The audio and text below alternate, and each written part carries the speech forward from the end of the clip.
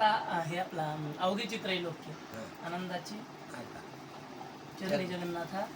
माय जगन्नाथ बाप जगन्नाथ आनंदाचा जगन्नाथ एका जनार्दनी एकपणे उभा चैतन्याची शुभाशुभ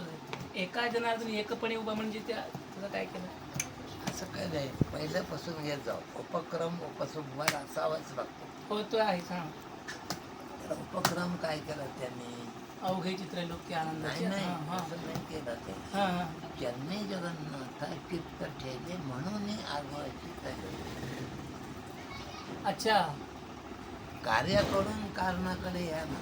म्हणजे अच्छा म्हणजे ते डोकं ठेवल्यामुळं हां अवघे त्रैलोक्य झालं झालं मग आता काय मग तर तुमचा जे आनंद मिळाला तुम्हाला म्हणजे आता शब्दाचा मग कुठून घ्यायचं मग ते आता जर म्हणलं तर चरणी जगन्नाथा चित्त ठेवले म्हणून आता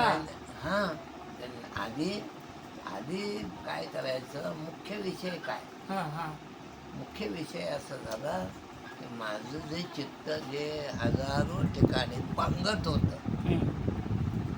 म्हणजे अनेक विषयाकडे जात होतं ते विषय संपले आणि आता चरणाच्या ठिकाणी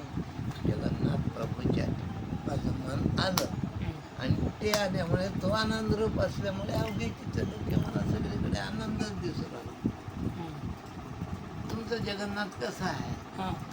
तुमचं कसंही असो पण माय जगन्नाथ बाप जगन्नाथ अनाथाचा नाथ जगन्नाथ आणि ते कसं आहे ते एक पण सगळ्या ब्रह्मांडामध्ये एकम एवम अद्वितीयम एकच वस्तू आहे